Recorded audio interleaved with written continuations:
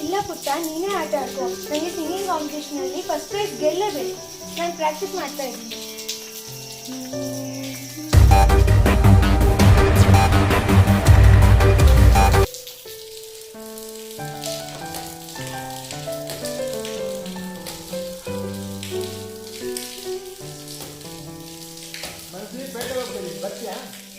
ಇಲ್ಲ ಚಿಕ್ಕಪ್ಪ, ನಾನು ಬರೋದಿಲ್ಲ.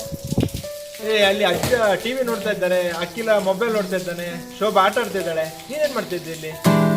ನನಗೆ 3 ದಿವಸದಲ್ಲಿ ಸಿಂಗಿಂಗ್ ಕಾಂಪಿಟೇಷನ್ ಇದೆ. ಕಾಂಪಿಟೇಷನ್ ತುಂಬಾ ಟಫ್ ಆಗಿದೆ. ನೀವು ಹೋಗಿ ಚಿಕ್ಕಪ್ಪ, ನನಗೆ ಪ್ರಾಕ್ಟೀಸ್ ಮಾಡಬೇಕು. ಸರಿ, ಹಾಗಾದ್ರೆ ನಾನು ಹೋಗಿ ಬರ್ತೀನಿ. ಆಲ್ ದಿ ಬೆಸ್ಟ್, ಪ್ರಾಕ್ಟೀಸ್ ಮಾಡ್ತಾ ಇರು. ಬಾಯ್.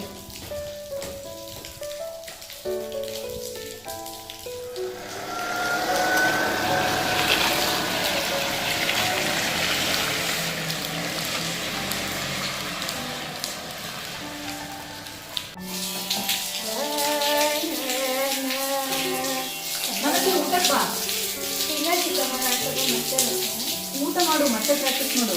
ನಾನು ಮಡಿಕೇರಿಗೆ ಬಂದಿದ್ದೆ ಪ್ರಾಕ್ಟೀಸ್ ಮಾಡಬೇಕಂತ. ಸ್ವಲ್ಪ ಮತ್ತೆ ಸರಿ, ಹಾಗಾದ್ರೆ ಮತ್ತೆ ಬಾ. ಆರೋಗ್ಯ ನೋಡ್ಕೋ.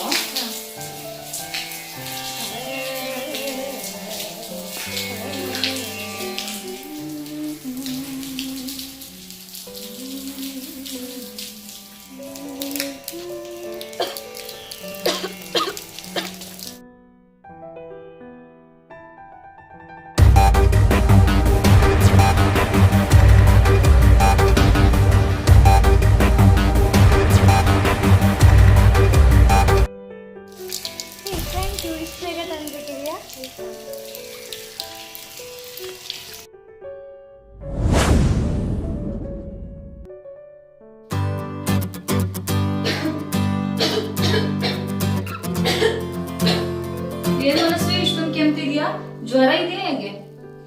ಗೊತ್ತಿಲ್ಲ ಚಿಕ್ಕಮ್ಮ. ಯಾಕೆ ನಾಳೆ ಕಾಂಪಿಟೇಷನ್ ಇದೆಯಲ್ಲ ನಿಂಗೆ? ಹೌದು, ಹಾಡೋದೆಲ್ಲ ಮಾತಾಡಕ್ಕೂ ಆಗ್ತಿಲ್ಲ.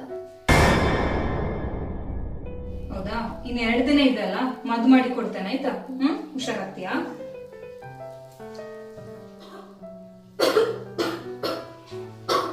ನೋಡು, ಇದರಲ್ಲಿ ತುಂಬೆ ರಸ ಜೇನಿಗೆ ಮಿಕ್ಸ್ ಮಾಡಿಟ್ಟಿದ್ದೇನೆ, ಇದು ಕುಡಿ ಸ್ವಲ್ಪ.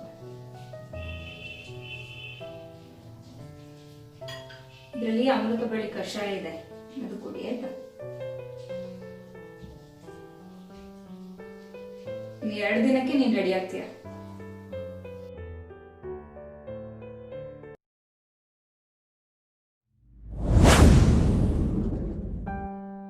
ನಮಸ್ಕಾರ, ನನ್ನ ಹೆಸರು ಮನಸ್ವಿನಿ. ನಾನು ಹಾಡುತ್ತಿರುವ ಹಾಡು ಜೈ ರಘುನಂದನ.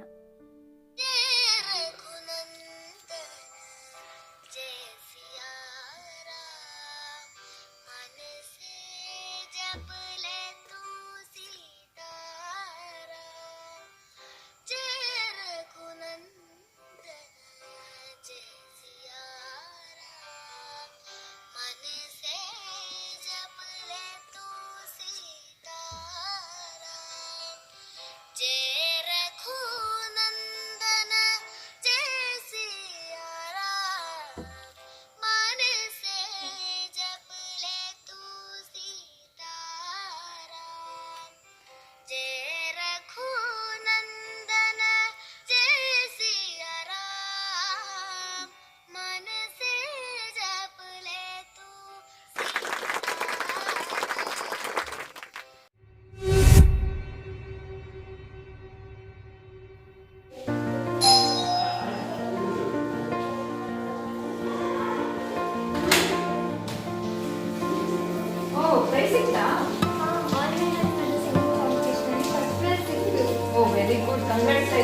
ತುಂಬಾ ಕಷ್ಟಪಟ್ಟಿದ್ಯಾ, ಒಳ್ಳೆ ಪ್ರತಿಫಲ ಸಿಗ್ತಲ್ಲ.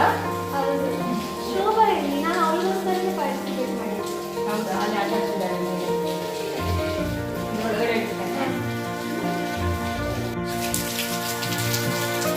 ಶೋಭಾ, ನೀನು ತುಂಬ ದಿವಸದಿಂದ ವಾಚ್ಬೇಕು ಅನಿಸುತ್ತೆ ಅಲ್ವಾ?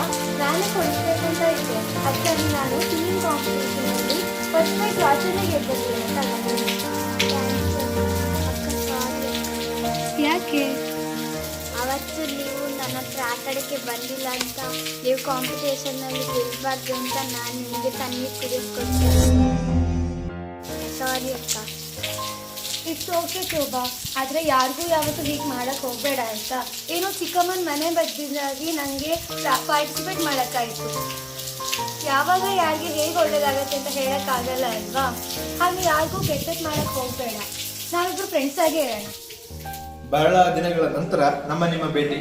ಇವತ್ತಿನ ನಮ್ಮ ಮನೆ ಮದ್ದುಗಳು ಒಂದು ತುಂಬೆ ರಸ. ಅದನ್ನ 3 ತೊಟ್ಟುಗಳನ್ನ ನಾವು 3 ದಿನಗಳ ಕಾಲ ಸ್ವಲ್ಪ ಜೇನಿನೊಂದಿಗೆ ಬೆರೆಸಿ ತಕೊಂಡ್ರೆ ಗಂಟಲಿನಲ್ಲಿರುವ ಕಫ ಸಂಪೂರ್ಣವಾಗಿ ನಾಶ ಆಗುತ್ತೆ, ನಮ್ಮ ಸ್ವರ ಕೂಡ ಉತ್ತಮವಾಗುತ್ತೆ. ಅದರ ಜೊತೆಗೆ ನಾವು ಮಾಡಬೇಕಾದಂಥದ್ದು ಅಮೃತ ಬಳ್ಳಿಯ ಕಷಾಯ. ಅರ್ಧ ಅವಶೇಷ ಕಷಾಯವನ್ನ ಮಾಡಿ ಅದಕ್ಕೆ ಜೇನನ್ನು ಸೇರಿಸಿ ದಿನಕ್ಕೆ 2 ಬಾರಿ ಇದನ್ನು ಕೂಡ ಪ್ರತಿನಿತ್ಯ ಸೇವನೆ ಮಾಡೋದ್ರಿಂದ ಬರೀ ಕಫ ಮಾತ್ರ ಅಲ್ಲ, ನಮ್ಮಲ್ಲಿರುವಂತಹ ಹಲವಾರು ಕಾಯಿಲೆಗಳು ಕೂಡ ಗುಣ ಆಗುತ್ತೆ. ಕಾಯಿಲೆಗಳು ಬರದ ಹಾಗೆ ಕೂಡ ಇದು ತಡೀತದೆ. ರೋಗ ನಿರೋಧಕ ಶಕ್ತಿಯನ್ನು ವೃದ್ಧಿ ಮಾಡೋದಕ್ಕೆ ಇದನ್ನು ಉಪಯೋಗಿಸಬಹುದು. ಇವತ್ತಿನ ನಮ್ಮ ಕಥೆಯ ಸಾರಾಂಶ, ನೀವು ಯಾರಿಗಾದ್ರೂ ಒಳ್ಳೇದು ಮಾಡಿದ್ರೆ ಖಂಡಿತ ನಿಮಗೆ ಒಳ್ಳೇದು ಆಗೇ ಆಗುತ್ತೆ ಅಂತ ಹೇಳುವಂಥದ್ದು. ಹಾಗಾಗಿ ಯಾವತ್ತೂ ಕೂಡ ಇನ್ನೊಬ್ಬರಿಗೆ ಒಳ್ಳೇದನ್ನ ಬಯಸಿ ಮತ್ತು ಮಾಡಲು ಪ್ರಯತ್ನಿಸಿ. ಇವತ್ತಿನ ನಮ್ಮ ಪ್ರಶ್ನೆ, ಇವತ್ತಿನ ಮನೆಮದ್ದನ್ನ ನಾವು ಎಷ್ಟು ದಿನಗಳ ಕಾಲ ಸೇವನೆ ಮಾಡಬೇಕು? ಪ್ರಶ್ನೆ ಇನ್ನೊಮ್ಮೆ, ಇವತ್ತಿನ ಮನೆಮದ್ದುಗಳನ್ನ ನಾವು ಎಷ್ಟು ದಿನಗಳ ಕಾಲ ಸೇವನೆ ಮಾಡಬೇಕು? ಇದಕ್ಕೆ ಸರಿಯಾದ ಉತ್ತರವನ್ನ ಇಲ್ಲಿ ಕಾಣಿಸ್ತಾ ಇರುವಂತಹ ಫೋನ್ ಸಂಖ್ಯೆಗೆ ನೀವು ವಾಟ್ಸಪ್ ಶಾರ್ಟ್ನೊಂದಿಗೆ ಕಳಿಸಿಕೊಟ್ರೆ ನಿಮ್ಮ ಪ್ರಶಸ್ತಿ ನಿಮ್ಮ ಮನೆಗೆ ತಲುಪುತ್ತೆ. ಕಳೆದ ಬಾರಿ ವಿಜೇತರನ್ನ ಇವತ್ತಿನ ನಮ್ಮ ಅತಿಥಿ ಕಲಾವಿದೆಯಾದಂತಹ ಕುಮಾರಿ ಮನಸ್ವಿನಿ ಘೋಷಿಸಲಿಕ್ಕಿದ್ದಾರೆ. ಎಲ್ಲರಿಗೂ ಕೂಡ ಆಲ್ ದಿ ಬೆಸ್ಟ್. ಮತ್ತು ಇನ್ನೊಮ್ಮೆ ನಾವು ಕಾಣೋಣ. ನಿಮಗೆ ಈ ವಿಡಿಯೋ ಇಷ್ಟ ಆಗಿದ್ರೆ ಶೇರ್ ಮಾಡಿ, ಲೈಕ್ ಮಾಡಿ ಮತ್ತು ಸಬ್ಸ್ಕ್ರೈಬ್ ಮಾಡಿ. ಧನ್ಯವಾದಗಳು. 7 ಜನರು ಸರಿಯಾದ ಉತ್ತರ ಕಳಿಸಿದ್ದಾರೆ. ಅವರಲ್ಲಿ 3 ಜನರ ಹೆಸರನ್ನ ನಿಮ್ಮ ಮುಂದೆ ಇಡ್ತಾ ಇದ್ದೀನಿ.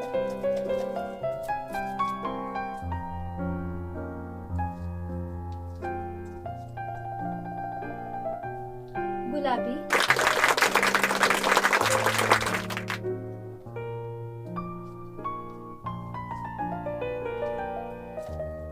ಹರೀಶ್,